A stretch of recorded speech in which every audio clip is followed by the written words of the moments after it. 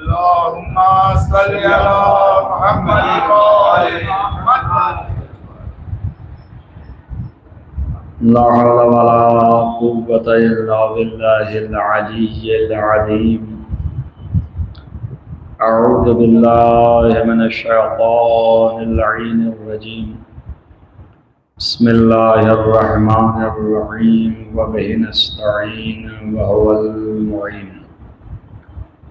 الحمد لله رب العالمين والعاقبة للمتقين والجنة للموحدين والنار للملحدين والمنكرين، والصلاة والسلام على سيد الأنبياء والمرسلين خاتم النبيين مولانا مولى الكونين جد الحسن والحسين أبي القاسم محمد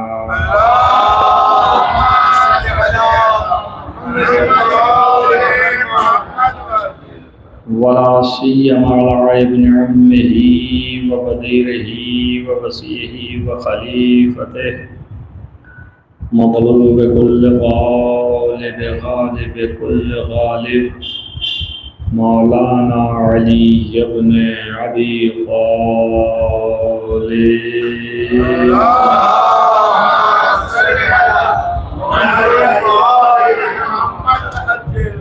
وعلى آله الطيبين الطاهرين المعصومين المظلومين الذين أذهب الله عنهم الرجس وطهرهم تطهيرا.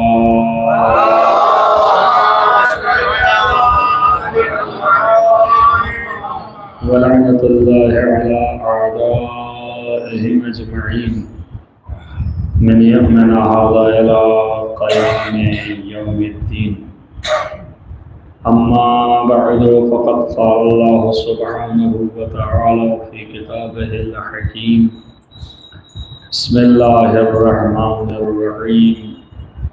وسخر لكم ما في السماوات وما في الأرض جميعا منه إن في ذلك لآيات لقوم يتفكرون.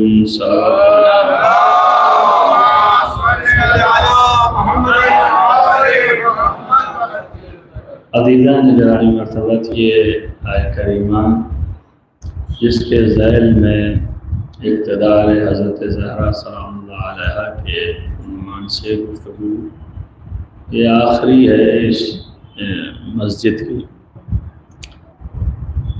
جس میں میں نے شروع سے آپ کو ان 4 دنوں میں اس بات کی کوشش کی کہ یہ بتا سکوں کہ کیا وجہ ہے کہ کائنات کی ہر شے کو اللہ نے اہل بیت کے موتی و فرما بردار قرار دیا ہے. اس کی وجہ کیا ہے؟ اس وجہ کو بتانے کے لیے ہر روز ایک نئے طریقے سے استدلال اور نئے طریقے سے بیان آپ کے سامنے رہا، جس میں میں نے آپ کو یہ بھی ثابت کیا کہ قرآن مجید میں جو اللہ نے کہا کہ تمہارے لیے یعنی اے اہل بیت تمہارے لیے ہم نے پوری کائنات میں زمین و آسمان جتنی چیزیں ہیں ان سب کو مسخر کر دیا اور وہ سب تمہاری مطیع و فرما بردار ہیں، تمہارے لیے رام. یہ لقوم جو ہے وہ عام مسلمین اور مومنین اور عام انسانوں کے لیے نہیں ہے، یہ خاص اور خاص صرف اہل بیت اس کے مخاطب ہیں.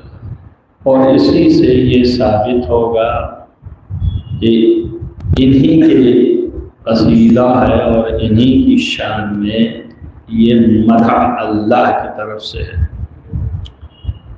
اس لیے کہ دنیا میں کوئی ایسا نہیں ہے کہ جس کے سامنے ہر شے مطیع و فرما بردار ہو سوائے اہل بیت کے، اور میں نے آپ کو دلائل سے قرآنی آیات اور قرینوں سے بھی ثابت کیا کہ لکم سے مراد اہل بیت ہے، اور روایات کے آئینے میں بھی یہ بات ثابت کی اس سے مراد اہل بیت ہے۔ کوئی اور نہیں ہو سکتا کہ جس کی ہر شے موتی و فرما بردار ہو سوائے اہل بیت کے۔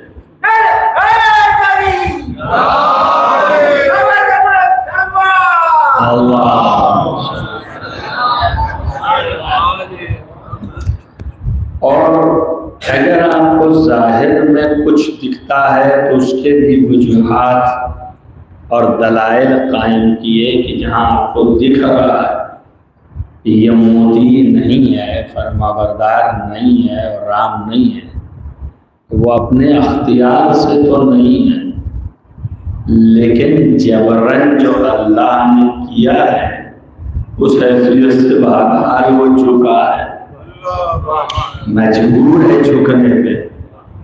تو جہاں جہاں مجبور رہا تاریخی شواہد رہے، آپ کو وہ بھی اشارے کیے، کنارے کیے، بتائے، بعض کا کھل کے بھی بتائے کہ اگر وہ مجبور نہ ہوتے کہ انہی کی بات کو مانیں اور انہی کی گفتگو پر عمل کریں تو اسی کا نام پہ اطاعت ہے، تو وہ ان کے پاس دوڑ کے نہیں آتے، ان کو نہیں کہتے کہ اگر آپ نہ ہوتے تو ہم ختم ہو جاتے ہیں۔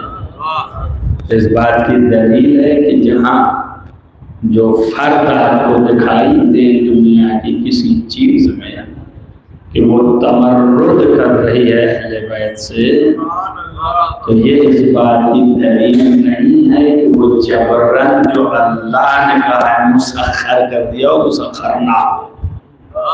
بہرحال وہ مسخر ہے، اور اسی کو مولا جو ہیں جانتے ہیں تو مسکراتے ہیں۔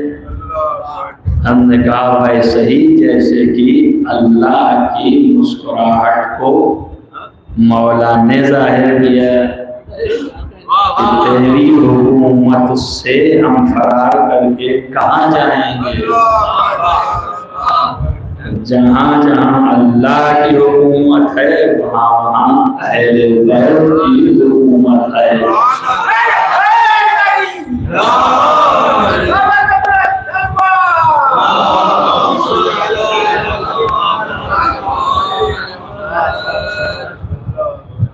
اور دیکھیے یہ چیزیں ایسی ہیں دنیا میں بھی مشاہدہ کرتے رہتے ہیں، ظواہرات ظاہر میں کوئی کچھ ہو جائے، ایک نااہل جو ہے کوئی مقام اور منصب کو قبضے میں لے لے تو یہ اس بات کی دلیل تھوڑی نہ کہ وہ اسی کا حق ہے۔ اگر حق ہوتا ہے تو پھر لوگ نااہل کیوں کہتے ہیں؟ سبھی اہل کہتے ہیں، بھیا حاصل نہیں کا اہل ہے، بھائی اہل ہے۔ تو اب اگر کوئی جو ہے نااہل قابض ہو جائے کسی منصب پر، کسی مقام پر، تو اب ظاہر ہے کہ یہ دلیل نہیں بن سکتی آپ کے روزمرہ کی زندگی میں بھی۔ آپ چھوٹے موٹے ادارے میں ادارے بناتے رہتے ہیں تو ان میں بھی یہی ہوتا ہے، اہل نہیں ہے، نااہل ہے، قابض ہے۔ اب دوسروں کو اعتراض اسی لیے ہو جاتا ہے کہ نااہل، تو اس بات کی دلیل ہوئی کہ وہ اگر اہل ہوتا تو کوئی نااہل کہتے ہی نہیں۔ اچھا، اور ایک تو اگر کہیں تو یہ کہو کہ یہ حسد پر مبنی ہے، لیکن اگر اکثریت اس کے پیچھے پڑ جائے اس کا مطلب یہ ہے کہ اب یہ مکمل نااہل ہے، فنکشن ہو گیا کہ نااہل ہے۔ اور کہیں اگر ایسا ہو جائے کہ جو بٹھالے ہوئے ان کو وہ بھی کبھی کبھی نااہل کہتے ہیں کہ یہ نااہل ہے، تو اور زیادہ تصدیق ہو جاتی ہے۔ اور کہیں وہ جو بیٹھا ہے خود ہی کہنے لگے کہ میں بھی نااہل ہوں۔ تو صلوات پڑھیے محمد وعلیہ۔ Gracias. تو اور واضح ہو گیا کہ وہ مقام جو ہے اس کا نہیں ہے. اور اسی کو مولا علی نے نہج البلاغہ میں فرمایا تقب مسا، یعنی زبردستی کھینچ کے خلافت کے کرتے کو پہن لیا. تو زبردستی کھینچ کے پہن لینا ہے، اور خود ہی کہہ رہا ہے کہ اگر میں ٹیڑھا ہو گیا تو سیدھا کر دینا، اگر میں نے کچربی کیا تو کبھی سیدھا کر دینا. تو یہ دلیل ہوئی کہ نااہل ہے، اہلیت نہیں ہے، یعنی یہ اس کی جگہ نہیں ہے، یہ جگہ کسی اور کی ہے. تو آپ چیختے رہیے، چلاتے رہیے کہ بھئی یہ مت بولیے، وہ نہ کہیے، یہ نہ کہیے گا، مگر تاریخ نے بشریت کو جھنجھوڑنے کے لیے یہ ساری چیزیں لکھ رکھی ہیں، اور لکھنے والے خود باطل ہیں. آپ کو بتا دیا کہ جو جانتے مانتے چاہتے ہیں ان کو وحی کریں. تو یہ کیا ہے؟ یہ سوائے اللہ کے انتظام کے کچھ اور ہو سکتا ہے؟ اللہ کا انتظام ہے کہ حق روشن رہے. یہ اہتمام نہیں ہے کہ آپ مان ہی لیجئے، آپ مانیے چاہے نہ مانیے. یہ ماننا نہ ماننا یہ آپ کو اختیار دیا ہے، لیکن حق کو جو ہے وہ روشنی میں لانا یہ اللہ کا کام. تو حق روشن رہے تو یہ نہ کہہ سکے کہ ہم نہیں سمجھ پائے تھے، ہمیں پتہ نہیں چلا تھا. کوئی ایسا نہ کہنے والا دنیا میں ہو کہ ہمیں نہیں معلوم تھا، ہم نہیں جانتے تھے، نہ اللہ کے بارے میں، نہ رسول اللہ کے بارے میں، نہ علی کے بارے میں. کہی نہیں سکتا قیامت تک. اللہ نے یہ اہتمام کیا اور قرآن میں اعلان کیا کہ تم کہہ نہ پاؤ گے، اسی لیے ہم کیے دے رہے ہیں تاکہ قیامت میں آ کے یہ نہ کہو کہ ہمیں پتہ ہی نہیں تھا یہ خدا دی ہے، ہمیں پتہ ہی نہیں تھا کہ رسول اللہ محمد مصطفیٰ صلی اللہ علیہ وسلم ہمیں معلوم ہی نہیں تھا کہ یہ ولی ہیں. تو کوئی کہہ نہ سکے. جب قیامت میں آئے تو اس کی حجت یہاں تمام نہ ہو سکے. اس لیے سورہ اعراف میں اللہ نے کہا کہ ہم یعنی جب اللہ نے آدم کی پشتوں سے روحوں کو نکال کے جمع کیا اور اس کے بعد ان ارواح سے اعتراف لیا، الستو، کیا میں تمہارا پروردگار نہیں ہوں؟ تو ساری روحوں نے کہا بلا، تو پروردگار ہے. تو اللہ نے اعتراف لے لیا. اب روحیں یہاں آنے کے بعد نہیں کہہ سکتی کہ ہمیں پتہ ہی نہیں تھا. کہہ سکتی ہیں؟ نہیں کہہ سکتی ہیں. اور اسی آیت میں آخر میں جا کے کہا اس لیے کیا جائے یوم القیامت، جب قیامت کے دن آئیں تو یہ نہ کہیں کہ کنا عن ھذا غافلین، کہ ہم اس کے بارے میں تو جانتے ہی نہ تھے. اس لیے اللہ نے وہیں پر الست بربکم کا اعتراف لے لیا، کیا میں تمہارا پروردگار ہوں یا نہیں ہوں؟ تو ساری روحوں نے کہا کہ ہے. اور کل میں نے آپ کو بتایا کہ چھٹے امام نے کہا تھا کہ دین فطری ہے، اللہ کی معرفت اور اللہ کی پہچان فطری ہے، اور اس کی طرف لگاؤ پیدا کرنا فطری ہے، وہ یہی ہے. جب روح سے قرار لے لیا تو روح تو پہچان رہی ہے، تو پہچان رہی تو اسی پہ اعتماد کرتی ہے. اسی لیے حضرت نے فرمایا کہ جب کوئی چارہ نہ رہ جائے، اب سارے چارے منقطع ہو گئے، کوئی امید ہی نہیں ہے، نہ ان سے نہ ان سے نہ کسی سے بھی نہیں، اس کے باوجود دل میں ایک امید آپ کے رہے تو اس کا مطلب یہ ہے کہ اس کی ذات کی طرف لگاؤ پیدا ہوا.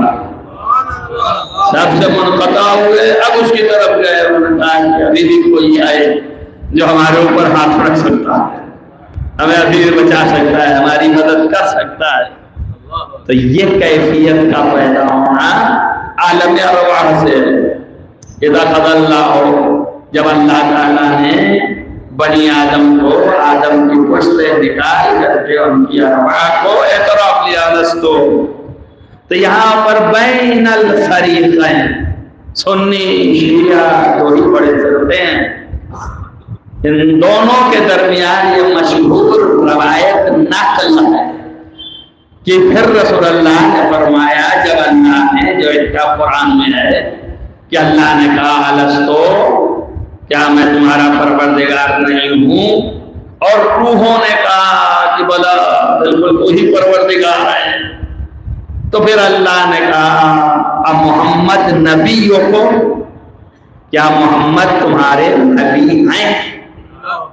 تو پھر ساری روحوں نے کہا بلا یقیناً یہ ہمارے نبی ہیں. تو بلا فاصلہ اللہ نے کہا علی امیرکم، کیا علی تمہارے امیر ہیں یا نہیں ہیں؟ وہاں بھی روحوں نے کہا بلا. ایک صلوات پڑھے محمد والے محمد.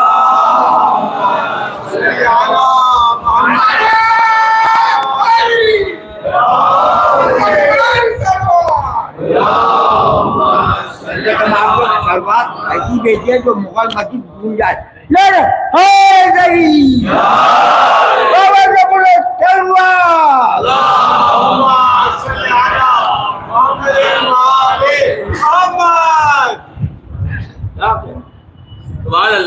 بہرحال ضعیفی میں اگر وہ جوانی کا جوش دکھا رہے ہیں تو یہ ولایت ہے. اب آپ اپنی بوڑھی ولایت کو دیکھیے کہ وہ دان کر رہے ہیں. آپ صلوات پڑھیے محمد والے.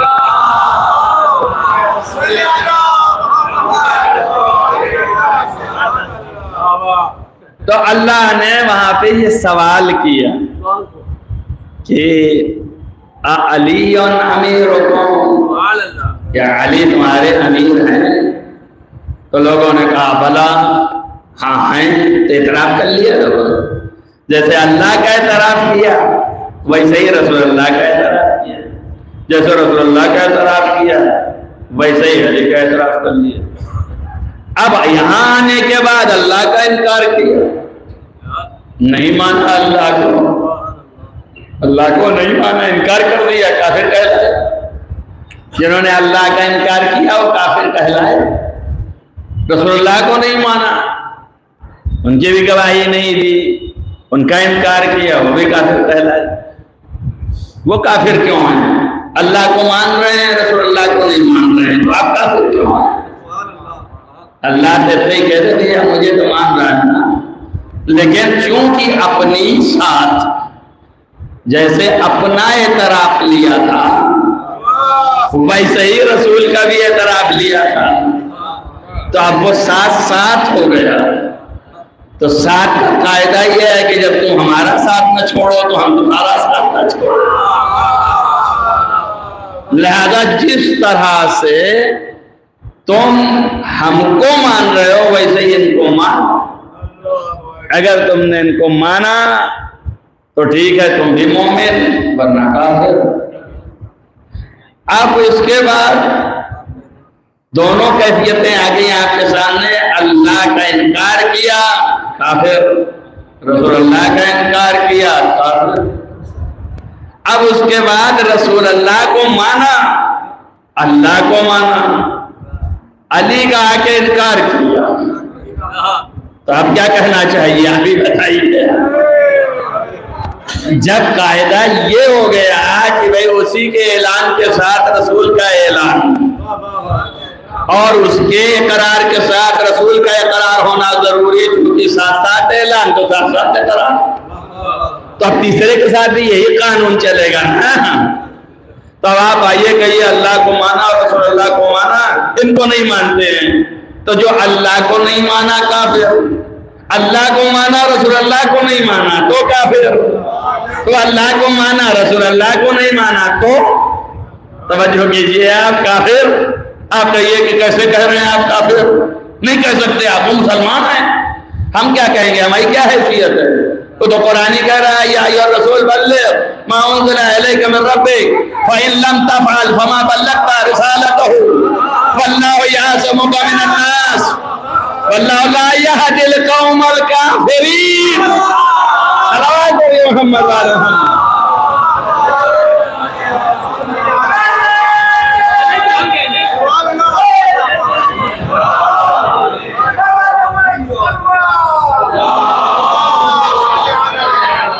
ہم تو اتنی آیت پڑھتے ہیں جتنی ضرورت ہوتی ہے تو باقی چھوڑ دیتے ہیں، آخر میں واللہ لا یہدی القوم الکافرین، اللہ ان کو نہیں دکھائے گا۔ ہدایت معنی دکھانے ہیں، دو معنی ہے، ایک معنی ہے دکھانا، ایک معنی ہے پہنچانا۔ یہ عرب والے جو بولتے ہیں دو معنوں میں، اس لیے دو ہی معنوں میں قرآن نازل ہوا ہے، ایک دکھانے کے لیے، ایک پہنچانے کے لیے۔ آپ ڈھونڈ لیجیے پورے قرآن میں آپ کو مل جائے گا۔ قرآن کا جہاں ہدایت کا مسئلہ ہے کہ ہدی للناس، لوگوں کو راستہ دکھانے کے لیے لے جائے، اور کے بعد پہنچانے کی جب بات آئے تو کہا کہ ہدی للمتقین، ناس کو نہیں کہہ رہا ہے، اب متقین جو کہہ رہا ہے۔ تو پہنچنا کہاں ہے؟ جنت، جنت متقین کے لیے ہے، اسی لیے کہا اُزْلِفَتِ الْجَنَّةُ لِلْمُتَّقِينَ، متقیوں کے لیے جنت جو ہے وہ بنائی گئی ہے۔ تو جنت میں متقی جائے گا۔ آپ سمجھ لیجئے متقی کسے کہتے ہیں، ایک بات آن پڑی تو یہ بھی سنتے جائیے۔ اب جب متقی کہا تو کل نماز پڑھو، صرف سجدے میں رہو، تسبیح ہلاتے رہو، شاید متقی سمجھ جائے۔ اما صحیح میں جانا ہے جنت یا خالی ان کے کہنے پر جانا ہے؟ بات کو سمجھیے، صحیح میں جنت جانا ہے؟ آپ صحیح میں چاہتے ہیں کہ واقعی جنت چلے جائیں، یا یہ چاہتے ہیں کہ نہیں یہ مجمع جو بیٹھا ہے یہ کہے کہ یہ جنتی ہے، بس میں چاہوں یا بھاڑ میں جاؤں، لیکن یہ جنت میں جانے کے لیے مجمع کہتا رہے۔ تو اگر خالی خیال آپ کا یہ ہے کہ دنیا کے لوگ آپ کو کہیں یہ جنتی ہے تو جتنا چاہیے تسبیح ہلائیے اور دل میں جو چاہیے بغض رکھیے، توجہ کیا آپ نے؟ لیکن اگر صحیح میں جانا ہے جنت تو بغیر علی کے جنت جا نہیں سکتا۔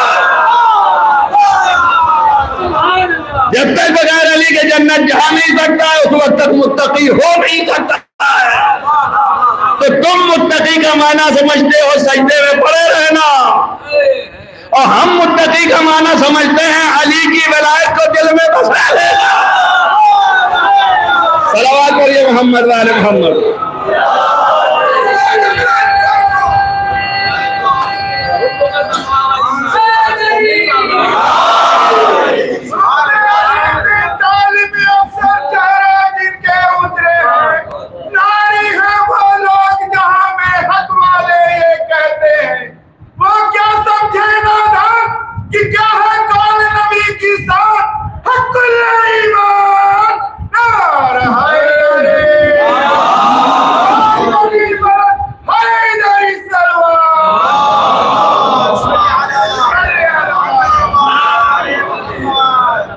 تو ایک بات تو یہ ہو گئی کہ جس نے علی کا انکار کیا وہ بھی شمارے میں گیا، اسی میں جو اللہ کے انکار والا شمارا تھا اسی گنتی میں آ گیا جو اللہ کی گنتی میں تھا، اور اللہ نے اس کے نام بھی رکھے ہیں۔ اب اللہ کو سبھی بہت سے انکار کرنے والے تھے، تھوڑے تھاڑے تھے، آپ بتائیے کتنے تھے انکار کرنے والے؟ اپنی کوئی لسٹ ہے آپ کے پاس؟ کتنے بڑے بڑے گاؤں، کتنے بڑے قریے، کتنے بڑے شہر اللہ نے عذاب نازل کر دیا، نیست و نابود ہو گئے۔ کس لیے ہو گئے؟ کافر تھے۔ مگر کسی کا نام یاد ہے آپ کو؟ آپ نے کہیں سنایا لے کے لسٹ کھڑے ہوئے کہ دیکھیے یہ جناب شعیب کے جو کافرین تھے ان کی قوم والے، ان کے یہ نام ہیں، یہ نام ہیں، یہ نام ہیں، یہ نام ہے؟ ہمیں قرآن تک نہیں بتایا، لیکن جو بڑے والے کافر تھے ان کا نام قرآن نے لکھا۔ قرآن نے کہا فرعون کافر ہے، قرآن نے کہا شداد کافر ہے، قرآن نے کہا حامان کافر ہے، قرآن نے کہا نمرود کافر ہے۔ تو یہ بڑے والوں کا نام لے لیا، کیوں؟ اس لیے کہ سرغنا کا نام لیا جاتا ہے، اس کے بعد اس کے بچے تھا اسی کے ہیں، تو بڑوں کا نام لے لیا قرآن نے۔ اسی لیے آپ یاد رکھیے اللہ نے کہا ہے کہ ہم نے دونوں بنائے، بندے تو اللہ ہی نے ہے نا، تمام انسانوں کو خلق کو اللہ ہی نے کیا ہے، تو اگر خلق کے معنی ہی میں لے لو تو اس نے کہا اِنَّا جَعَلْنَا أَئِمَّةً الْكُفْرِ، ہم نے کافروں کا امام بھی بنایا۔ توجہ ہو گئی، جو کافروں کے بھی امام ہیں، تو کافروں کا جو امام ہے ان کے نام لکھے۔ فرعون امام ہے، نمرود امام ہے، شداد امام، یہ جو ہے وہ امام ہے کس کا؟ کافروں کا۔ تو فرعون کافر کا امام ہو گیا، نمرود کافر کا امام ہو گیا، کیوں بھیا کس لیے ہو گیا؟ انہوں نے کہا اللہ کا کہاں انکار کیا؟ عالم ارواح میں تو اقرار اس نے بھی کیا تھا نا کہ ہاں بلا تو بھی ہے، کاش پہنچ جاتے ہیں، بلا تو بھی ہے، مانتے ہیں، لیکن اس کے بعد یہاں آنے کے بعد انکار کر دیا، کہہ دیا نہیں مانتے ہم، یہاں انکار کیا، تو اللہ نے کافر کہا۔ توجہ ہو گئی؟ تو معلوم اگر کوئی بلا کہنے کے بعد انکار کرے تو کیا ہو جاتا ہے؟ صلوات علی محمد وعلی محمد۔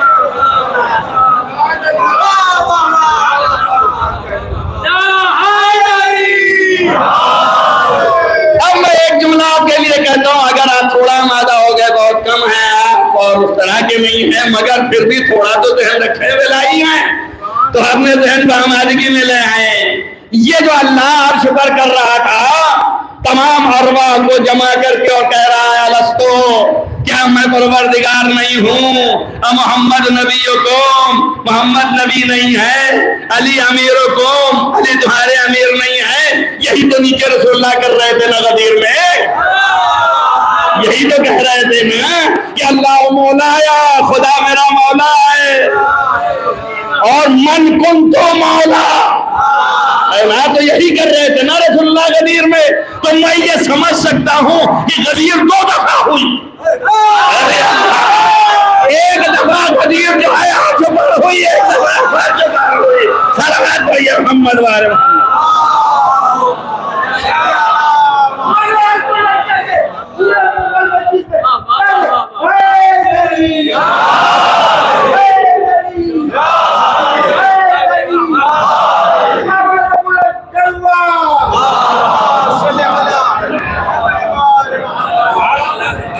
دیکھیے 2-3 دن آپ کیا سائیڈ افیکٹ یہی ہے، آپ 2-3 دن سخت ہو گیا، لیکن اگر وہ بنیاد بیٹھ گئی تبھی یہ سمجھ میں آئے۔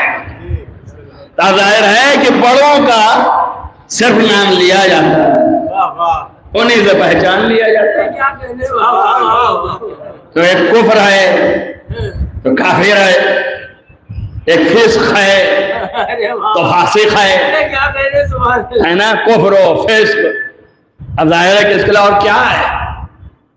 اگر جو ہے آگے ہے نفاق ہے، جن سب کا باپ ہے۔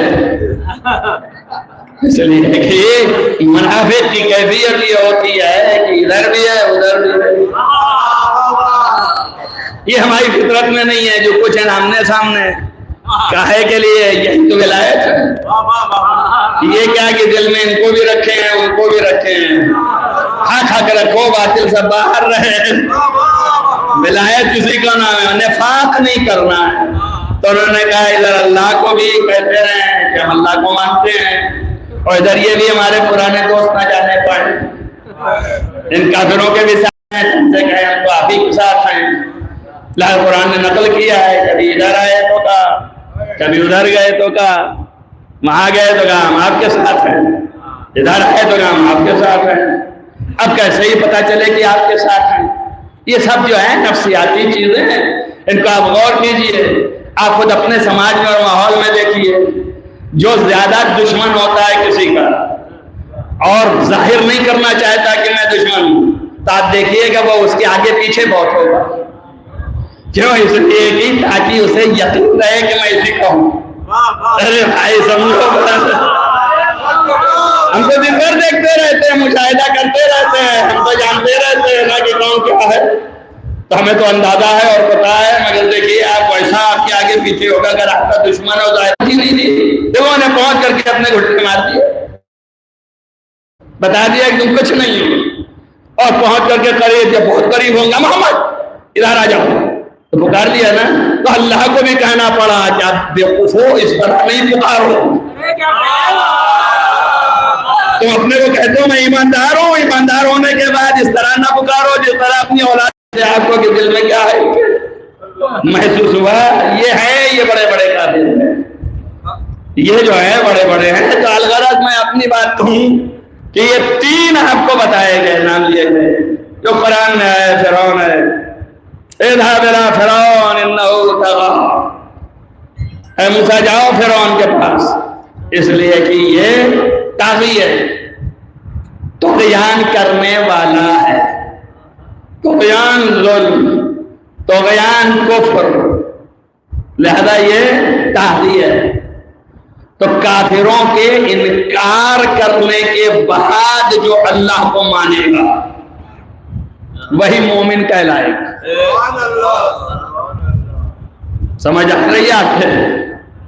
کافروں کو انکار کرنے کے بعد ان کو تسلیم نہیں کرنا ہے، اس کے بعد اللہ کو مانے گا تو مومن۔ اگر کوئی بندہ یہ کہے کہ میں فرعون کو بھی مانتا ہوں اور اسے کافر نہیں جانتا اور اس بعد اللہ کو بھی مانتا ہوں تو اللہ ہے، تو یہ معلوم بات ظالم بھی کفر کے حصے میں آ جاتا ہے، اور اگر چھوٹا موٹا ظالم ہوا تب بھی کفر کا شائبہ اس میں بھی پایا جاتا ہے۔ وقت نہیں رہ گیا کہ اس کی تفصیل کروں، تو تین ہیں آپ دیکھ لیجئے، اور تین کافروں کا نام لے دیا گیا اور صاف صاف کہہ دیا گیا یہ فرعون ہے اور یہ نمرود ہے، یہ شداد ہے، یہ جو بھی ہیں، جو تین کافروں کا نام لیا گیا بس۔ ارے کروڑوں میں کافر تھے، تعداد اتنی تھی، لیکن اللہ نے کہا نہیں یہی تین بس ہیں، نمونہ چھانٹ کے لے آئے، یہ ہے۔ اب اس کے بعد انہیں کو سارے ہمارے ماحول جو بھی ہیں انہیں کی اولادیں ہیں، انہیں کی ذریت ہے۔ ہر زبان میں نے استعمال کر دی، جو گجراتی میں سمجھ لے، اور جو ہندی میں ہے ہندی والا سمجھ لے، اور جو اردو میں اردو والا، اور جو عربی کی زبان سمجھتا ہے وہ ذریت سمجھ لے، تو سمجھیے سب ان کی ذریت ہیں، یہ کافی۔ اب اس کے بعد اللہ نے ادھر بھی بتایا، کہا کہ ہم جو ہے وہ تین کافر ادھر بھی بتا دیں۔ اللہ نے یہاں پر بھی کہا وَلَٰكِنَّ اللَّهَ حَبَّبَ إِلَيْكُمُ الْإِيمَانَ، لیکن اللہ تو تمہارے لیے ایمان کو محبوب قرار دیا۔ علیکم الایمان، توجہ رہے، اللہ جو ہے تمہارے لیے ایمان کو محبوب قرار دیتا ہے۔ وَكَرَّهَ إِلَيْكُمُ الْكُفْرَ وَالْفِسْقَ وَالْعِصْيَانَ، اور اللہ تمہارے لیے مکروہ و منفور کر رہا ہے کفر کو، فسق کو، عصیان کو، معصیت کو۔ دیکھ لیجیے آپ یہاں پہ بھی تین ہی لے آیا، اور کس کے مقابلے میں لایا؟ ایمان کے مقابلے۔ قرآن ہے کہ لیکن اللہ حبب الیکم الایمان، اور پھر اس کے بعد بکر رہا الیکم الکفر والفسوق والعصیان کے بیچ میں ایک جملہ اور لے آیا، یہ معین کرنے کے لیے میں نے چھوڑا۔ اب یہ جملہ یوں لایا کہ ولیکن اللہ حبب الیکم الایمان وزینہ فی قلوبکم، اور تمہارے دلوں میں ایمان سے زینت دے دی، وکرہ الیکم الکفر والفسوق والعصیان، اور تمہارے لیے نفرت قرار دے دی، کس کی؟ کفر کی، فسق کی، عصیان کی، تین چیزوں کی نفرت، اور یہ ایک الایمان کی محبت۔ توجہ کیجئے، اب اگر پوچھا تو چھٹے ایمان میں فرمایا الایمان سے مراد میرے جد علی ابن ابی طالب ہے۔ ارے بھائی اگر حلق سے نیچے نہیں جا رہا تو اللہ نے کہا زینہ فی قلوبکم، تمہارے دلوں میں زینت دے دی۔ دنیا میں کوئی ایسی چیز نہیں ہے جسے کہا گیا ہو زینت، صرف نبی نے ایک ہی کا نام لیا ہے، زینوا مجالسکم بذکر علی ابن ابی طالب. صلوات پڑھیے محمد وآل محمد.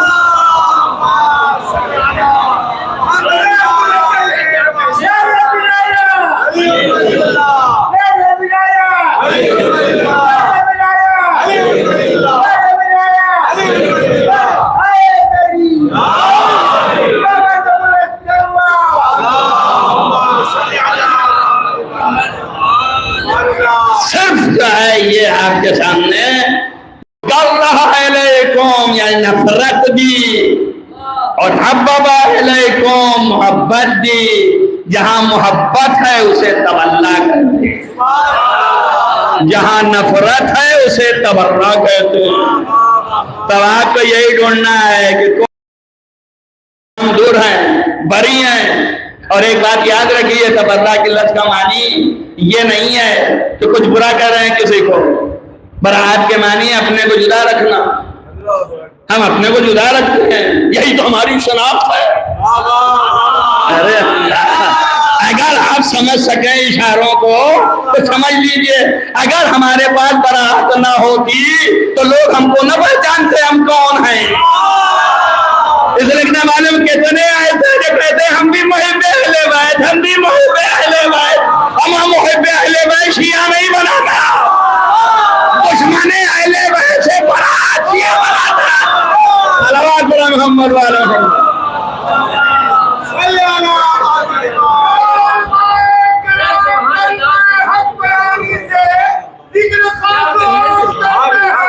ان کی بات عمل خیر زندگانی پہ ہم سلام کرتے ہیں، اور زمانے کی نظر بس سے بچائے رکھے پروردگار کو. دعائیں ہم تمام حاضرین یہ صبح سلام کرتے ہیں. حق الایمان نعرہ حیدر،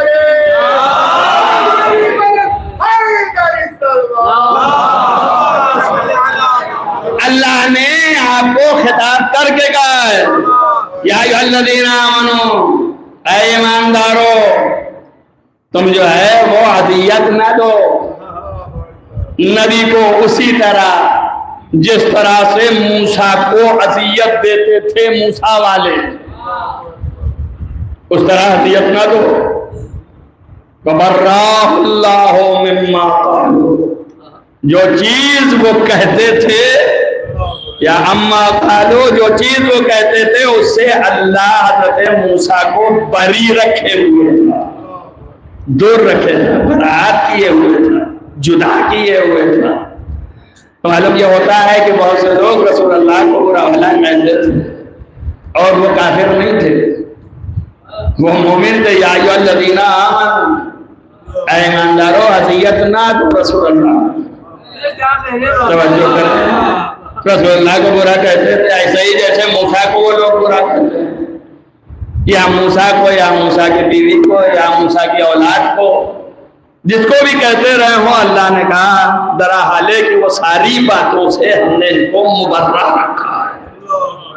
تو جو یہ بکواس کرتے ہیں اس سے ہم مبرہ رکھیں، ویسے نہ کرو، اذیت ہوتی ہے. میں آپ کو حقیقت بتاتا ہوں، ایک انسان کا اگر اسٹینڈرڈ جو ہے وہ کچھ بلندر ہو، علمی، معرفتی، کسی بھی طریقے کا، اور ایک کمتر ہو اور اس کی برخورد، یعنی اس کا آمنے سامنے ہونا، پیش ہونا، ملاقات کرنا درست نہ ہو، خلاف ادب ہو، تو اس کو تکلیف ہوتی ہے. یہ وہی سمجھ سکتے ہیں جن کو ہوتی ہے.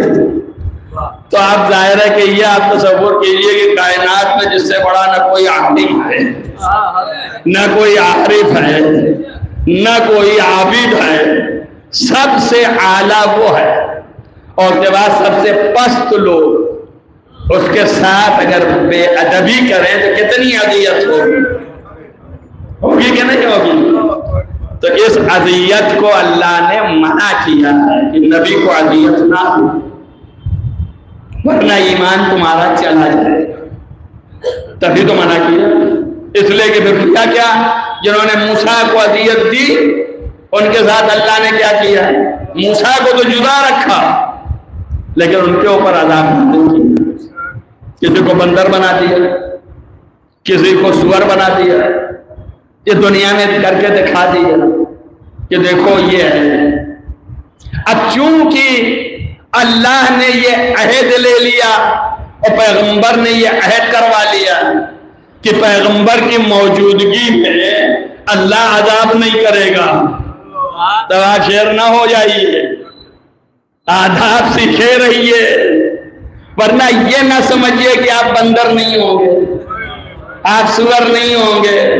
اگر نبی کو عذاب دیا تو ویسے ہی جیسے حضرت موسیٰ کی قومیں ان اذیتوں پر یہ عذاب پائی ہیں تم بھی پاؤ گے.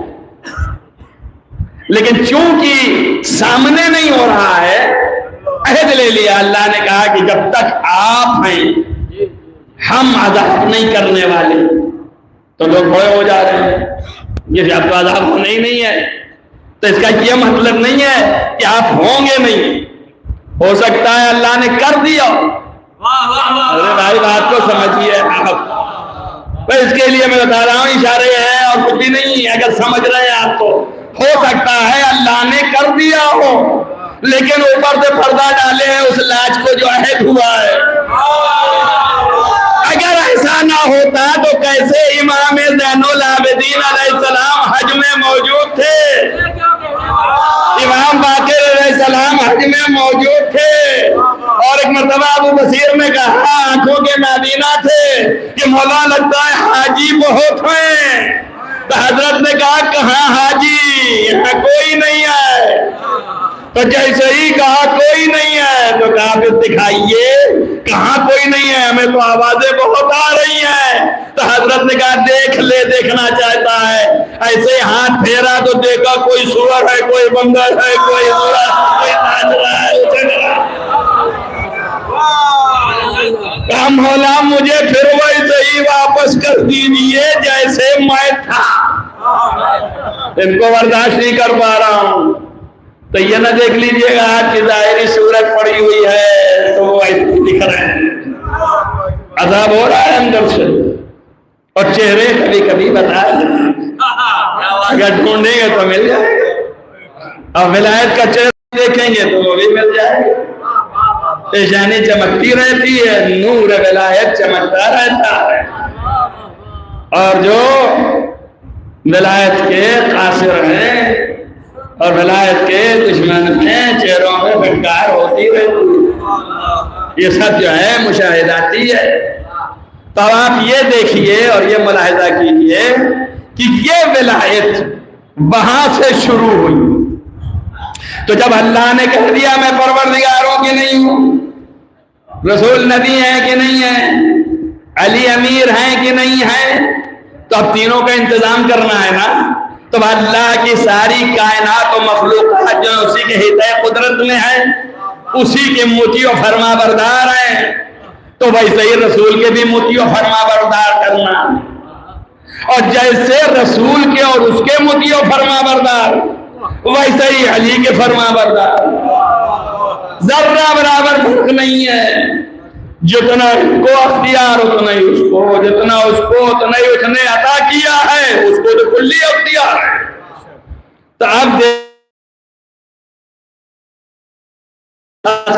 اسی کو قرآن میں کہہ دیا لَكُمْ مَا فِي السَّمَاوَاتِ وَمَا فِي الْأَرْضِ جَمِيعًا، ہر چیز کو مسخر کر دیا.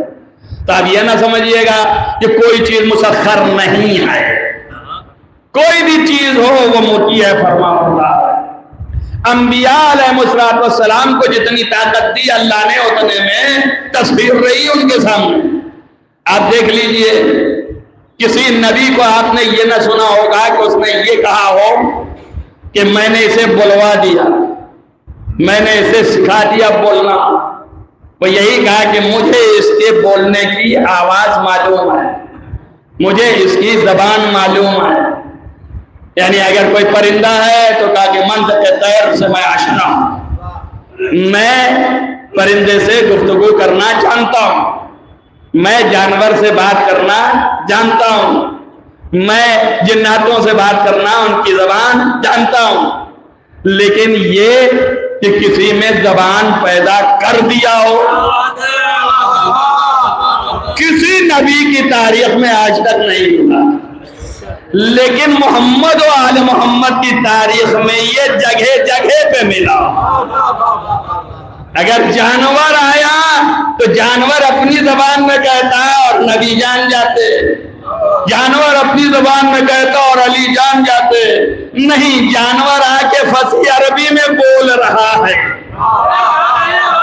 یہ معجزہ محمد و آل محمد کا ہے کہ بلا دیتے، اور اسی طرح سے انسان کو بھی بلا دیتے۔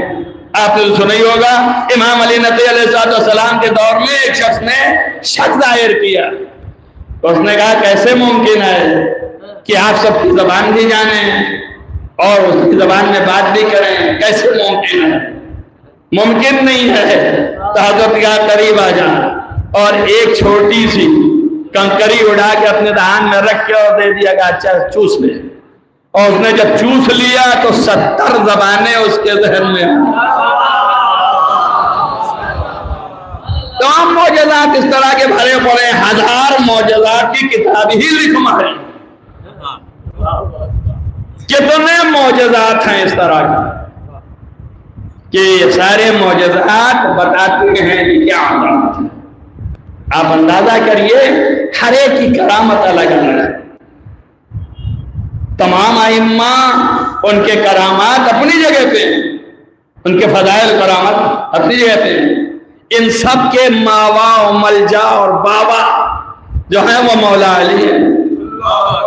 ان کے فضائل اتنے ہیں کہ آپ روز سنتے ہیں کہ نبی نے فرمایا کہ تمام دنیا کے سمندر سیاہی بن جائیں اور تمام اوراق جو ہیں یعنی درختوں کے پتے دفتر بن جائیں اور یہ سارے درخت قلم بن جائیں، اور جتنے ملائکہ کائنات میں اللہ نے خلق کیے ہیں یہ سب لکھیں، اور جتنا وقت ہے قیامت تک کا لکھتے رہیں، تب بھی علی کے فضائل ختم نہیں ہوں گے۔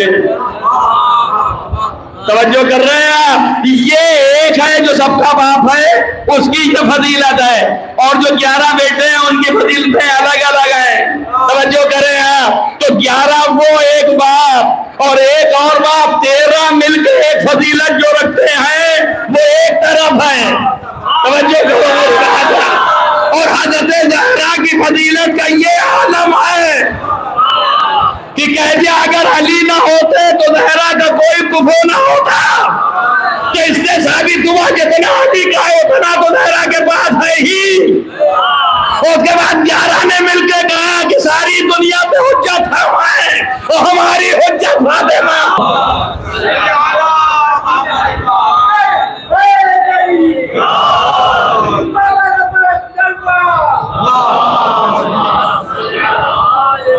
اسی لیے میں اکثر یہ کہتا ہوں تنہا شخصیت حضرت زہرا کی ہے کہ جس کے ذات کی اطاعت کا حکم ہے، حتی المعصوم، ذات کی اطاعت کا حکم ہے، حتی المعصوم۔ تاریخ اٹھا کے دیکھ لیں، جب شب زفاف آیا اور مولا کائنات رخصت کر کے حضرت زہرا کو لے کے چلنے لگے تو چند قدم آگے بڑھے، نبی نے کہا قف، ٹھہر جائیے۔ علی ٹھہر گئے اور کے بعد آپ نے دیکھ کے مسکرایا کہ یا فاطمہ تو دیکھو، اے فاطمہ آج جو ہے ان کی اطاعت کرنا، اور اس کے بعد علی کی طرف دیکھا اور کہا تو دیکھا آپ اس کی اطاعت کرنا۔ ارے یارو، فاطمہ کا اطاعت کرنا فطری، اس لیے کہ شوہر کی اطاعت زوجہ پر واجب ہے، لیکن زہرا پہ جو اطاعت کرنے کا حکم علی کو دیا نبی نے، یہ بتا رہا ہے کہ عصمت کبریٰ کس کو ہے۔ صلوات پڑھیے محمد وآل محمد۔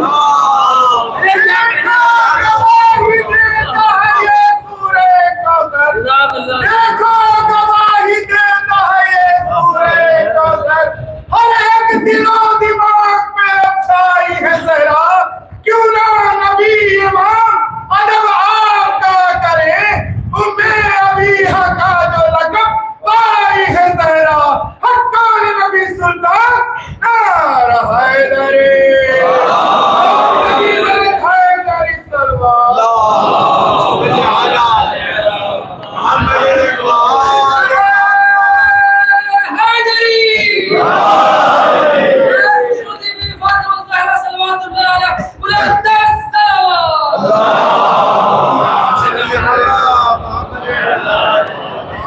عظمت حضرت زہرا کی اور اقتدار اور قوت آپ کو اندازہ ہوا کہ 13 معصوم نبی اعظم بھی اپنی رسالت کا اعلان نہیں کر رہے ہیں، منتظر ہیں، اس لیے کہ نبی سب کے لیے نبی ہے، عورت ہو یا مرد۔ تو جب سب کے لیے ہے تو نبی کا نقش قدم سب کے لیے ہے، تو نبی کا فعل حجت سب کے لیے ہے۔ تو نبی جو آپ کو کرنا ہے کر کر کے دکھائیں، لیکن نبی مرد ہیں، عورت نہیں ہے، تو جو عورتوں کے مخصوص احکام ہے وہ نبی کیسے بتائیں؟ نماز کیسے پڑھنا ہے؟ طہارت کی بات کر رہا ہوں، نجاست کی نہیں، اس لیے کہ حضرت زہرا دنس و نجاست سے پاکیزہ تھی۔ ہر ایک نے گواہی دی ہے، دشمن نے بھی، دوست نے بھی، جو روزمرہ دشمنی کرتی تھی انہوں نے بھی کہا کہ میں نے کبھی ان کو نجس نہیں دیکھا، ان کے یہاں کوئی نجاست ظاہر نہیں ہوئی، حتی الولادہ۔ توجہ کرو، یعنی ولادت تک میں بھی نجاست ظاہر نہیں ہوئی، یہ دشمن کی گواہی۔ اور دوست تو دوست ہے، وہ تو شان بتا رہا ہے۔ امیر المومنین نے فرمایا لا یمسھا الدنس، ایک ذرہ دنس جو ہے ان کو چھو نہیں گیا۔ دنس کہتے ہیں گندگی کو۔ قرآن نے کہا کوئی رس نہیں تھا ان کے پاس، تو ان کی عظمت تو بہت بلند ہے نا، لیکن بہرحال احکام ہے، نماز پڑھنے کا طریقہ الگ ہے، عورت کا، مرد کا الگ ہے، تو کون بتائے گا؟ زبان سے بول سکتے ہیں، کر کے دکھا تو نہیں سکتے، تب کوئی چاہیے نا جو کر کے دکھائے۔ یہ جو لیے پھر رہے ہیں، یہ بھی طاہرہ، وہ بھی صادقہ، یہ بھی فلانا، ان سے میں پوچھ رہا ہوں کہ کیوں نبی ان کا انتظار نہیں کر رہے تھے؟ بھائی انتظار ان کا تھا کہ یہ آئیں، کر کے دکھائیں۔ جب زہرا آ گئی اور اس قابل ہو گئی تو نبی نے اپنے نبوت کا اعلان کر دیا، اور اب زہرا کا نقش قدم وہی نقش قدم ہے جو نبی کا ہے۔ توجہ کرنا، ایک بات آپ برابر سنتے رہتے ہیں، اس کی آج ایک دوسری توجیہ پیش کرنے جا رہا ہوں۔ تو نقش قدم محمد نقش قدم فاطمہ ہے، یہ تو ہونا ہی چاہیے کہ ان کے نقش قدم کو ان کا نقش قدم، لیکن نہیں، وہاں تو نبی چلے ہی نہیں۔ بھائی عورتوں کو ہاتھ یہاں رکھنا ہے کہ یوں رکھنا ہے، کہ بیٹھنے کے لیے کیسے بیٹھنا ہے اور پھر کھڑے کیسے ہونا ہے، یہ نبی تو نہیں کر رہے ہیں، نہیں تو مردوں والا کر رہے ہیں۔ تو یہ کر کون رہا ہے؟ یہ عورت کر رہی ہے۔ عورت کون؟ زہرا کر رہی ہیں، تو اس کا مطلب زہرا نہیں کر رہی، نبی کر رہے ہیں۔ اگر نبی کے برابر اعتبار نہ ہوتا تو ان کے حوالے شریعت نہ ہوتی نا۔ آپ سمجھئے آگے کیا وجہ ہو گئی؟ اس لیے نبی نے بڑی عظمت جانی۔ 4 دن کی تقریریں اگر کچھ بھی یاد ہے آپ کو تو آپ سمجھ کے دیکھ لیجئے، روح عظما پیغمبر کی ہے، جس کے اندر سارا علم، ساری کائنات محفوظ جتنی بھی ہے۔ اگر میں صبر کروں تو بہت لمبا ہو جائے گا۔ اللہ نے اسی علم و قدرت و طاقت و قوت و ہیبت اور یہ ساری چیزوں کو ظاہر کرنے کے لیے ایک لفظ میں نسبت دی، اور اسی لیے وہ چیزیں ملائکہ میں نہیں تھی، تو ملائکہ سے کہا اس کے سامنے سجدہ کرو، اس لیے سجدہ کرو کہ اس کے پاس میری قدرت، اس کے پاس میری طاقت، اس کے پاس میرا علم، اس کے پاس میرا فہم، یہ میری قدرتوں، طاقتوں، علم و شجاعت کا مالک ہے۔ اس کی نسبت دی من روحی، توجہ کرو، فنفخت فیہ من روحی، جب میں اپنی روح میں سے اس میں کچھ پھونک دوں تو پھر تم جو ہے اطاعت کرنا، فوراً سجدے میں چلے جانا۔ تو معلوم ہوا آدم کی حیثیت اور آبرو پر آنے کے لیے اللہ نے اس اپنی روح میں سے روح ڈالی. توجہ ہو گئی؟ تو اب یہ آپ سوچ لیجئے روح من روحی، من ہمارے عربی میں بات کے لیے کہتے ہیں یعنی تھوڑی سی روح، روحوں میں سے تو روح ہے اس میں تھوڑی سی ڈالنا. اور اس کے بعد حضرت عیسیٰ کو کہا روح من ہو، آپ جو ہیں اسی کی روح میں سے ہیں. ادھر آدم ادھر عیسیٰ، یہ سارے انبیاء اسی میں ہیں، تو سب تھوڑی تھوڑی روح لے کے آئے. توجہ رکھنا میری بات پر. اب سارے کمالات الہیہ کا مرکز ساری روح، وہ ساری روح آپ نے ڈال دی. تو اب پیغمبر ختمی مرتبہ تمام علوم الہیہ کے مالک، تمام تر اخلاق الہیہ کے وارث، ہر چیز یہیں پہ، اقتدار سب یہیں پہ. اب نبی سے پوچھئے آپ کی روح جو ہے کا کل روح. وقت نہیں رہ گیا، تھوڑا سا موسیٰ کے پاس تھوڑا سا اور عیسیٰ کے پاس تھوڑا سا اور نبی کے پاس پورا کی پورا ہو گیا نا. تو اب سب یہاں سمٹ کے آ گیا نا. توجہ کر رہے ہیں آپ یا نہیں کر رہے ہیں؟ بات واضح ہو گئی. اب اس کے بعد سارے کمالات الہیہ یہاں پہ متجلی، کیوں؟ اس لیے کہ ساری روح یہاں پہ.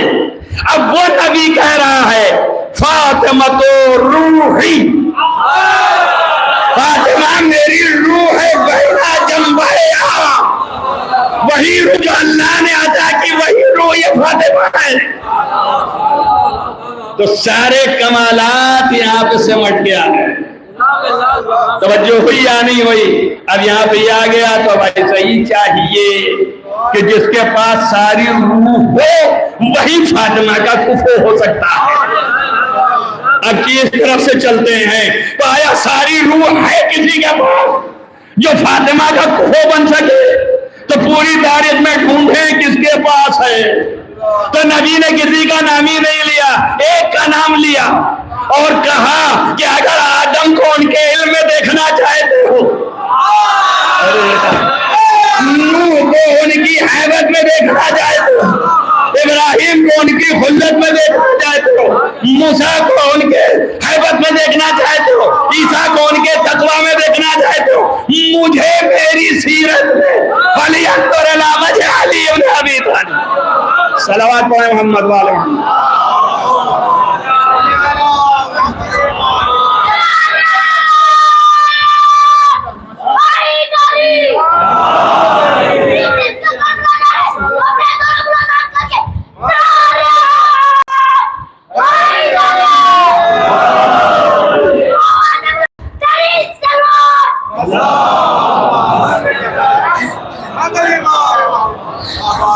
عزیزو وقت تمام، لیکن آپ غور کریں فاطمہ میری روح ہے، بینا جمتا ہے جو میرے جم کے درمیان روح ہے میری، وہ فاطمہ ہے.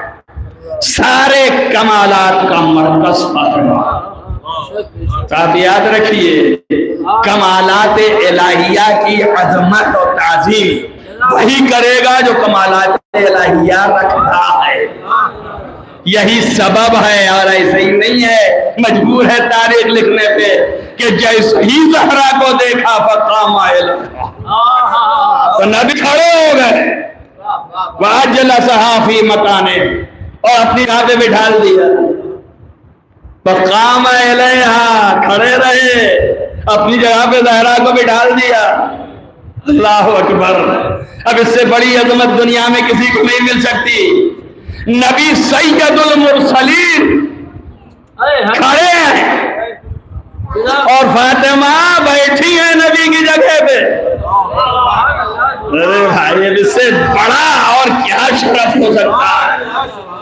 نبی سید المرسلین کھڑے ہیں اور فاطمہ بیٹھی ہیں. تو آپ کیا سوچ سکتے ہیں کہ جب سید المرسلین کھڑے ہیں تو باقی نبی بیٹھے ہوں گے؟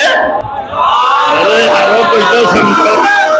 اب اگر سید المرسلین کھڑے ہیں تو موسیٰ بھی کھڑا ہے، عیسیٰ بھی کھڑا ہے، نوح بھی کھڑا ہے، آدم بھی کھڑا ہے، ابراہیم بھی کھڑا، سبھی کھڑے ہیں اور زہرا بیٹھی ہیں. واجل صاحبی مکانے اور زہرا بیٹھی، نبی کھڑے ہیں. توجہ کریں، اب ایک ہی ہے، کفو کے معنی برابری کے ہے، تو یہاں پر اللہ کیسے برابر کریں؟ ارے اللہ، آگے پھنس گئے، اب کیا کریں؟ کھڑے تو سبھی ہیں، بیٹھی یہ ہے، بیٹھنے میں جو عظمت ہے وہ کھڑے ہونے میں نہیں ہے۔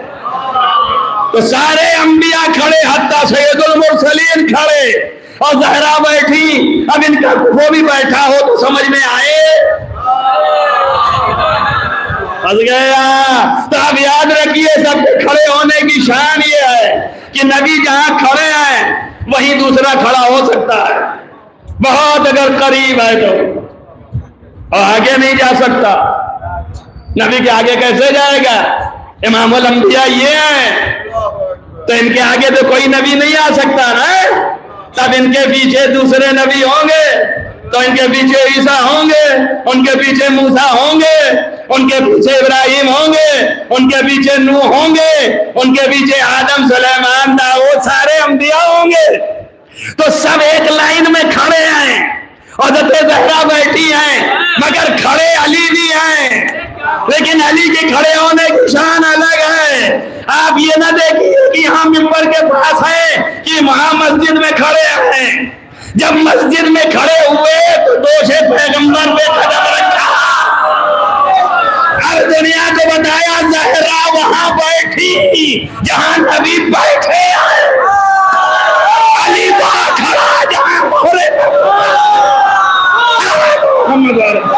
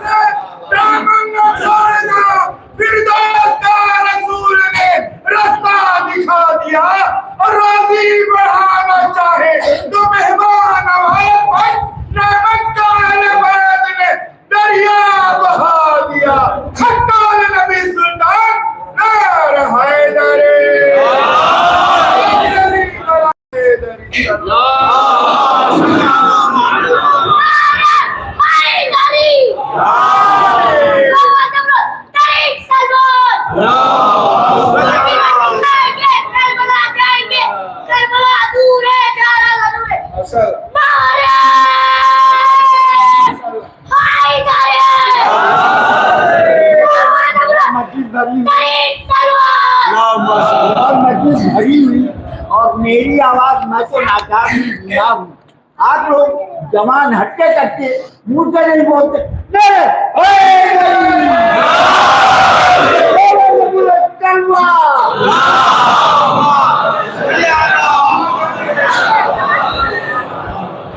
انتہائی فضیلت ہے، ان کے قدم وہاں ہیں جہاں مہر نبوت ہے، انتہائی فضیلت ہے۔ زہرا بیٹھی وہاں ہے جہاں نبی بیٹھتے ہیں، بیٹھنا اور ہے اور مہر نبوت اور ہے۔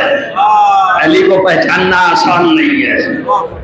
یہ ہے ذات علی اور یہ ہے اس کی زوجہ، اور شرف زوجہ کا اتنا ہی بلند ہے کہ بھائی آخری بات خاتون، چونکہ وعدہ کیا تھا کہ آخری میں تو یہ آخری بات، شرف تو نہیں زیادہ ہے، شرف کی نسبت سے نبی نے بھی اظہار رشک کیا اور فرمایا یا علی، 3 ایسی فضیلتیں ہیں جو آگ میں پائی جاتی ہے، مجھ میں نہیں پائی جاتی، کائنات میں کسی میں نہیں پائی جاتی، حتیٰ مجھ میں بھی نہیں پائی جاتی۔ پہلا شرف یہ ہے کہ آپ طرفین سے بنی ہاشم ہیں، اس لیے کہ کائنات کے تمام جتنے قبیلے ہیں ان سب میں اشرف بنی ہاشم، قبیلہ بنی ہاشم۔ علی کی ماں فاطمہ بنت اسد اور علی کا باپ ابو طالب ابن عبد المطلب، دونوں بنی ہاشم، ہاشم کے بیٹوں میں سے اسد۔ توجہ ہو گئی آپ کو؟ تو آپ توجہ کریں، دونوں طرف سے آپ بنی ہاشم، لیکن میں ایک ہی طرف سے، باپ میرا بنی ہاشم، ماں نہیں ہے بنی ہاشم۔ اور دوسری فضیلت یہ ہے آپ کعبے میں پیدا ہوئے، میں کعبے میں نہیں پیدا ہوا۔ اب یہ تو اللہ ہی جانے کیوں پیدا کیا، یہ تو اللہ ہی کو معلوم ہے، اس لیے کہ سید الانبیاء تو یہ تھے، سید المرسلین تو یہ تھے، خاتم النبیین تو یہ تھے، فخر موجودات تو یہ تھے، تو کعبہ اس کا تھا، ان کو پیدا کرتا کہتا، اس کے بعد نبی بھی نہیں بنانا، ختم کہانی۔ لیکن نہ معلوم کیوں پیدا کیا، تو اب ہاتھ جوڑ کے پوچھو یا رسول اللہ آپ پیدا کہاں ہوئے؟ تو اب ساری تاریخوں نے لکھا شاہ ابی طالب، اللہ اکبر، عبداللہ کے گھر میں نہیں پیدا ہوئے، اور نہ عبد المطلب کے گھر میں، شاہ ابی طالب میں آپ کی ولادت لکھی ہے، دیکھ لو جا کے، سنی شیعہ سب نے لکھا شاہ ابی طالب میں۔ اور ہمارے تقریریں سن کے، ہمارے بزرگوں کی تقریریں سن کر کے لوگ کچھ ادھر کر رہے ہوں تو اس کی ذمہ داری نہیں ہے، لیکن پرانی کتابیں اللہ کا شکر ہے کہ محفوظ کر رکھی ہے، تو یہاں تک کہ علماء نے اپنی جانیں دے دے کر کے اس کو بچا کے رکھا ہے۔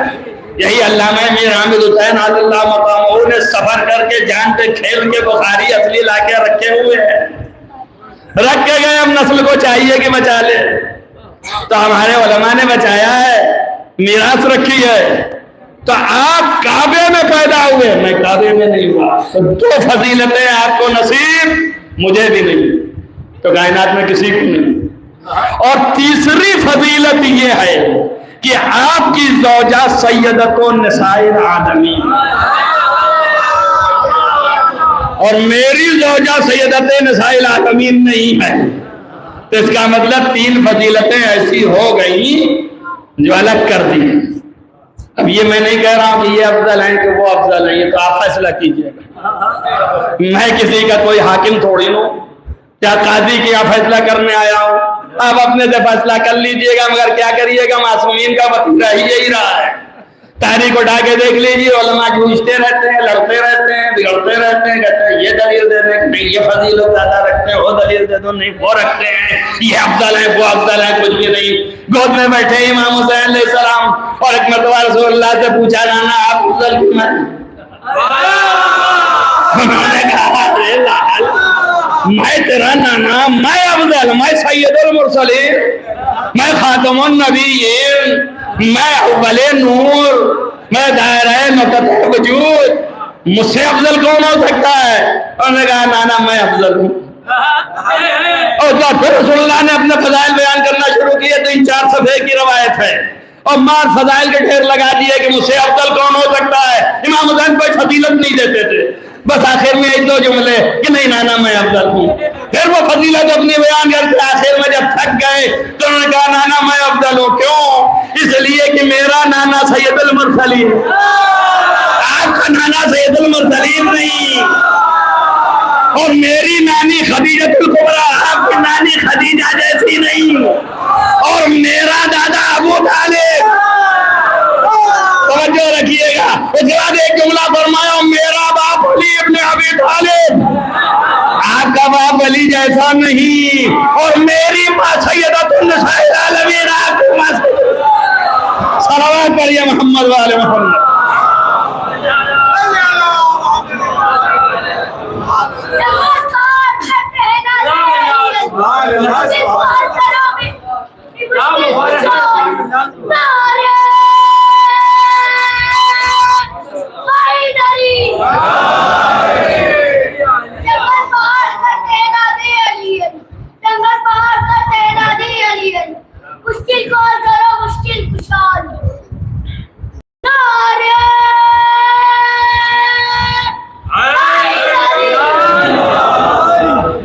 بس ابھی جو ختم کیا میں نے فضائل کو وعدہ کیا تو تھوڑا بہت یہ ہے عظمت کا فیصلہ تو آپ کریے گا۔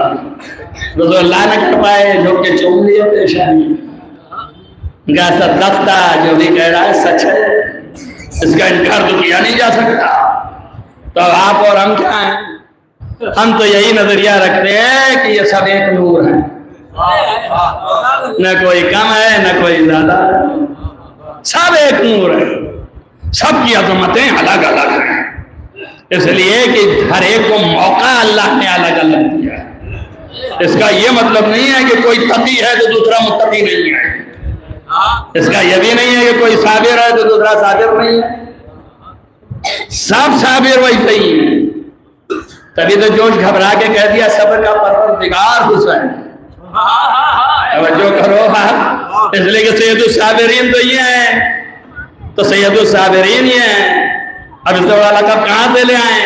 تو ان کا سید کے بعد جو اگر کوئی بڑا لقب نظر آتا ہے وہ رب ہی نظر آتا ہے، یعنی پرورش دینے والا۔ تو صبر کو نکھار دیا امام حسین، ایسا صبر کیا کہ صبر کی مثال دنیا میں نہیں۔ امام سجاد علیہ السلام کا صبر دوسرے مقام پہ ہے اور امام حسین کا صبر دوسرے مقام پہ ہے، ہر ایک کے مقامات الگ الگ ہیں۔ اور عزیزوں باعتبار حجاب صبر کی انتہا میں ہے حضرت زہرا، ایسا بھی صبر دنیا میں دیکھا نہیں ہے۔ تمام رونے والوں میں سب سے زیادہ رونے والے کا نام سیدہ رکھا، تمام صابروں میں جتنے ہیں علی اور سیدہ کے لال سیدہ مصدر ہیں ان کے صبر۔ عزیزوں چونکہ وقت بہت زیادہ ہو رہا ہے اس لیے میں مسائل پہ آ گیا، اور آج کی شب جو ہے خاص ہے۔ اس سے اندازہ لگاؤ کہ حضرت سیدہ کی عظمت کا احترام اور حضرت سیدہ کا جو ان کے مقام ہے اسے علی بن ابی طالب نے کیسے پیش کیا ہے۔ روایتوں میں ہے کہ آپ برابر روتے تھے جا کے قبر سے لپٹ کے۔ کل بھی میں نے آپ کو اشارہ دیا تھا، جس کے اتنے بڑے مقام ہوں اس کے ساتھ یہ امت نے کیا کیا۔ عزیزو سوچو جو پھول ہے جنت کی اسے ظالمین تھوڑے سے مارے اور در اس کے اوپر گرائے، اللہ اسی کے لیے خلق کیا تھا اللہ نے۔ عزیزو حضرت زہرا کی مصیبت کا انتہا اندازہ لگا نہیں سکتے۔ ہمارے یاسر کہتا ہے، مرحوم سید ابن طاؤس نے لکھا ہے طرف میں کہ ہمارے یاسر کہتا ہے میں ایک مرتبہ دیکھا کہ علی تنہائی میں بیٹھے رو رہے ہیں، میں قریب پہنچ گیا اور میں نے ہاتھ پکڑ کے چوم لیا، اور چومنے کے بعد کہا کہ سیدی و مولائی، میرے مولا آپ کب تک غم کرتے رہیں گے؟ تو آپ نے فرمایا عمار اس کے لیے تو بیوی کے جسم پہ میں نے دروازوں کی میخوں کے نشان دیکھے، ارے میرا کلیجہ تڑپ گیا کہ سیدہ نے اپنی مصیبت مجھ سے چھپا لی کہ علی کو غم نہ بخشنے پائے۔ جزاکم ربکم خیر الجزا۔ ابھی دو چار جملے شب شہادت ہے، اس بیوی کو یاد کرو تم سب، امت حضرت سیدہ ہو، جو سادات ہیں وہ اولاد واقعی اور نسبی ہیں، اور جو امت ہے وہ بھی اولاد ہے۔ سب کو سلام کر کے گئی ہے بیوی۔ کسی شخص نے امیر المومنین سے سوال کیا کہ مولا حضرت زہرا نے یہ وصیت کیوں کر دی کہ آپ کسی کو خبر نہ کرنا، اور رات میں مجھے غسل دینا، اور رات میں مجھے کفن پہنانا، اور رات میں مجھے دفنانا، وَلَا تُعْلِمْ أَحَدًا، کسی کو خبر نہ دینا۔ تو آپ نے کہا اس لیے کہ سیدہ سب سے ناراض تھی۔ عزیزو ناراضگی کی وجہ ہے، سیدہ خالی انہیں سے ناراض نہیں تھی جنہوں نے تنہا ظلم کیا تھا، ان سے بھی ناراض ہے جنہوں نے ظلم دیکھا کھڑے ہوتے اور بولے نہیں۔ پورا مدینہ چھلک رہا ہے اور رسول کی اکلوتی بیٹی اس کے اوپر یہ ظلم ہے۔ ملتا ہے روایتوں میں کہ جب گھر پہ دروازے پہ دھکے دینا شروع کیا اور ظالم نے باہر مارنا شروع کیا تو سیدہ نے آگے بڑھ کہا مالی والا خطاب، ارے تجھے اور میرے درمیان میں کیا ہے؟ کس لیے آیا یہاں پہ؟ کہا آگ لگا دوں گا اس گھر میں، کہا اس گھر کو جلا دے گا جہاں پہ میرے 2 بچے ہیں۔ کیا کرے عزیزوں، روایتوں میں یہ ہے کہ پھر در گرا، معتبر روایتوں میں ہے، یاد رکھیے۔ جب سیدہ ناراض ہو کے گئی ہیں تو ہمیں راضی ہونے کی ضرورت نہیں ہے، سیدہ والے سیدہ کو راضی رکھے۔ وقت نہیں رہ گیا میرے پاس، نہیں میں اس حدیث کو بتاتا کہ نبی نے کیا مطلب دیا ہے کہ جس نے ان کو اذیت دی اس نے مجھے اذیت دی، جس نے انہیں ناراض کیا اس نے مجھے ناراض کیا۔ ہاں عزیزو، بی بی تڑپ کے دنیا سے چلی گئی۔ کل میں نے آپ کے سامنے کہا کہ جب تک بیوی بیٹھ سکتی تھی بیٹھ کے پڑھا، اور جب بیٹھ نہ سکی تو لیٹ کے خدا کو یاد کیا۔ عزیزوں، وہ شبان پڑھی، مجھے تھوڑا تھوڑا جلدی جلدی ختم کرنا تو تھوڑا تھوڑا کہنا ہے۔ وہ شبان پڑھی کہ جس شب میں بیوی نے اپنی حالت کو سمجھ لیا کہ اب میں زندہ نہیں رہنے والی ہوں۔ عزیزان گرامی، پھر بھی دنیا سے ابھی گئی نہیں ہے، لیکن بڑا اعتماد تھا، 2-3 لوگوں پہ بڑا اعتماد تھا بیوی کو۔ ایک شخص ایسا بھی تھا جو بعد میں مولا علی کا مخالف ہوا انوائرمنٹ سیاست میں آ کر کے، لیکن اس وقت بی بی سیدہ کا حامی تھا زبیر، اور برابر ساتھ دے رہا تھا۔ عزیزو، حضرت اسماء بنت امیس فضہ کے علاوہ خدمت کرتی تھی اور بڑی محبت کرتی تھی۔ ام سلمہ زوجہ نبی ہو کر کے بھی حضرت زہرا کو بڑی محبت کرتی تھی۔ کیوں؟ اس لیے کہ ام سلمہ سے بھی یہ روایت، حتیٰ کہ عائشہ سے بھی یہ روایت، مناقب علی ابن ابی طالب میں یہ روایت، عمر ابن خطاب سے بھی ہے، اور وہاں لکھا ہوا ہے کہ رسول نے فرمایا ہے کہ حضرت زہرا کی محبت 100 مقامات پہ کام آئے۔ تو ام سلمہ نے فرمایا کہ میں نے نبی کو یہ کہتے سنا کہ 100 مقامات تھے، جس میں سے سب سے کم ترین مقام موت ہے، جہاں تو زہرا نظر آئے۔ تو محبت زہرا اس قدر محبت ہے کہ اسماء بنت امیس صبح و شام بس بیوی کے قریب آتی تھی اور پوچھتی تھی حال و احوال۔ لیکن عزیزوں، مدینے سے کوئی عورت اور نہیں آتی تھی، تو یہ قلق کا مقام نہیں ہے۔ مردوں میں کوئی نہیں آ رہا پوچھنے، اگر کوئی پوچھتا ہے تو ایک سلمان ہے، ایک ابو ذر ہے۔ ہاں عزیزو، یہ لوگ ہیں ام سلمہ، اسماء بنت امیس۔ اسماء ان لوگوں کے دینے کے لیے علی ابن ابی طالب نے ان کو بھی منتخب کیا تھا۔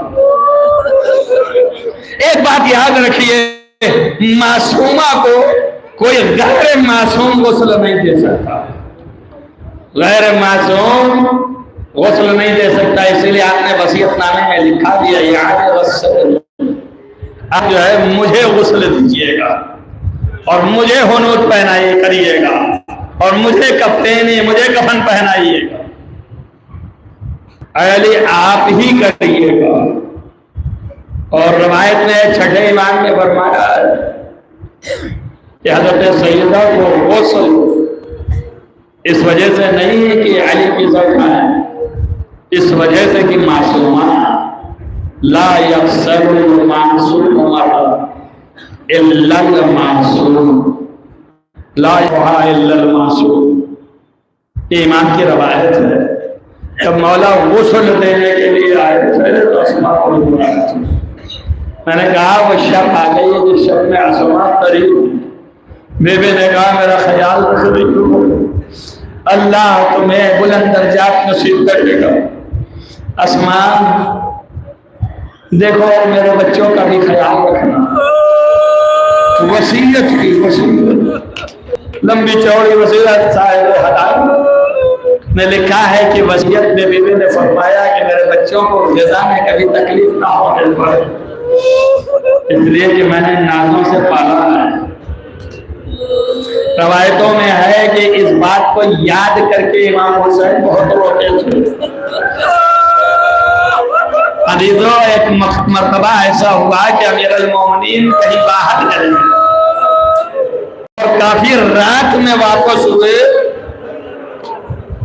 بعض مقاتل نے لکھا کہ کہیں چلے نہیں گئے تھے، سیدہ کی قبر کے پاس چلے گئے اور وہاں رو رہے تھے، تو وہاں غش میں چلے گئے، روتے روتے تھوڑی نیند آ گئی تو خواب میں دیکھا کہ سیدہ عالمین ہیں اور گفتگو کر رہی ہیں، اور گفتگو کے دوران فرمایا یا اب آپ یہاں سے چلے جائیے، اس لیے کہ میرا لال حسین بیدار ہو گیا، مجھے یاد کر کے حجرے میں رو رہا ہے۔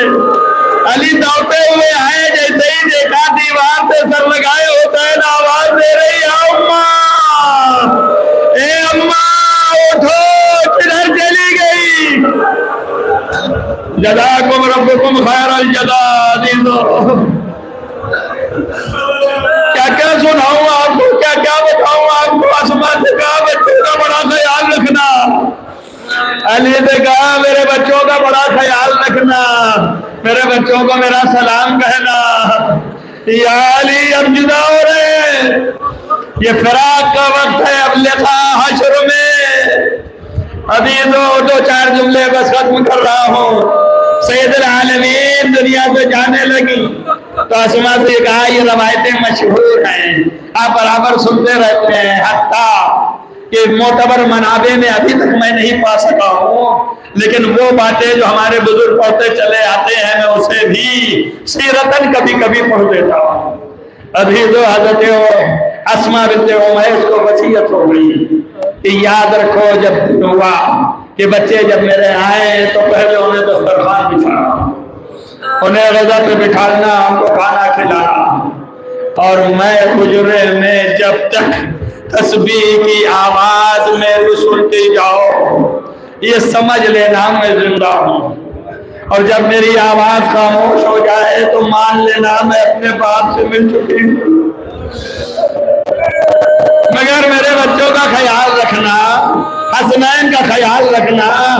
عزیزو، لکھا ہے اسما کے لیے بہت بڑی مسئولیت ہو گئی، بہت بڑی ذمہ داری ہو گئی، لہذا آپ کی نگاہیں دروازے پہ تھی اور آپ کا چہرہ حجرے کی طرف نہیں، نگاہ اور چہرہ دروازے کی طرف، لیکن آپ کا توجہ، آپ کی ساری فکر جو ہے وہ حجرے کی طرف، آواز حضرت سیدہ کان حجرے کی طرف سنتی جا رہی ہے، سنتی جا رہی ہے۔ ایک مرتبہ آواز رک گئی، ابھی بچے نہیں آئے ہیں لیکن آواز رک گئی۔ جیسے ہی آواز رک گئی اسما آگے بڑھی، حجرے کے قریب جا کے پکارا بنت رسول، کوئی جواب نہیں آیا۔ آواز دیا ام الحسنین، کوئی جواب نہیں آیا۔ بس سمجھ گئی کہ میری بیوی دنیا سے چلی گئی، سینے پہ ہاتھ مارا، واہ سیدہ۔ عزیزو، یہ کہہ کے آگے بڑھی، اتنے میں جیسے ہی دیکھا در کھلا، دیکھا بچے آ گئے، فوراً لا کے بٹھا دیا، آواز دیا لاڈلو آؤ پہلے غذا تناول کر لو۔ بچوں نے دیکھا کہ یا اماں، ارے میری ماں کدھر؟ کوئی جواب نہیں کہا۔ اسما، کیا کبھی تم نے دیکھا ہے کہ ہم نے تنہا غذا تناول کیا ہو؟ ارے میرے ماں کدھر ہے؟ کہ حجرے میں آرام کر رہی ہے۔ آواز دیا یا اماں، کوئی جواب نہیں آیا۔ قریب آئے، وہ کہہ رہا اماں آپ کا پیارا حسین بلا رہا ہے۔ عزیزو، جواب نہ آیا۔ آواز دیا اماں آپ کا بچہ حسین، کوئی جواب نہیں آیا۔ قریب پہنچے، اپنے ہاتھ سے پیروں کو پکڑا، آنکھوں میں لگایا، رونا شروع کر دیا، اندازہ لگایا ماں نہیں رہ گئی۔ ایک مرتبہ دوڑے مسجد کی طرف، آواز دیا یا بتا، اے بابا اماں نے ساتھ چھوڑ دیا۔ روایتوں میں علی ملک بھر کر پڑھے۔ سید عالمین کا غم سن کے برداشت نہ کر سکے، ابھی تو کسی طریقے سے بچوں نے اٹھایا اور لے کے حجرے تک آئے، گھر میں پہنچے، بس قریب پہنچے تو آپ نے سرہانے سے چادر ہٹائی، ایک ورق دیکھا جو وصیت نامہ تھا، اس میں گواہی دی کہ میں گواہی دیتی ہوں اللہ ایک ہے، محمد اس کے رسول ہے، اور آپ اللہ کے ولی ہیں، اور آپ ہی مجھے غسل دیجیے گا، آپ ہی کفن پہنائیے گا۔ علی تو ختم کیا میں نے، علی وصیت پڑھے، روتے رہے، سینے سے لگایا، سید عالمین سے کچھ گفتگو کی اور یہ گفتگو کر کے ہٹے۔ یہ گفتگو جو ہے علی بولتے رہے، بچے بھی سنتے رہے۔ بی بی گرچہ مردہ کوئی بھی ہو، رسول نے فرمایا ہے مردہ سنتا ہے، اور اس کے لیے روایتیں موجود ہیں، اہل سنت کے ہاں بھی موجود ہے کہ جنگ خندق میں رسول کافروں کو جو ایک گڑھے میں ڈلوا دیا تھا تو جھک کے پوچھا حل وجدتم حقا، کیا تم نے مجھے حق پایا؟ تو ایک صحابی بزرگ تھے، بڑھ کے انہوں نے کہا کہ یا رسول اللہ مردوں سے آپ کیا بات کر رہے ہیں؟ تو آپ نے فرمایا تجھ سے زیادہ اچھا سنتے ہیں اور سمجھتے ہیں، تو ہر مردہ سنتا ہے، تو یہ تو معصومین ہیں، ان کی کیفیت ہی الگ ہے، ان کو تو پردہ کرنا ہے، ہمارے پاس الفاظ نہیں ہوتے تو ہم اپنے جیسے الفاظ استعمال کرتے ہیں۔ عزیزو تو اس طرح سے سمجھ لیجیے گا۔ اس کے بعد مولا کائنات نے اہتمام کیا، غسل و کفن کا اہتمام ہوا، آپ نے غسل دینے کی آمادگی کی۔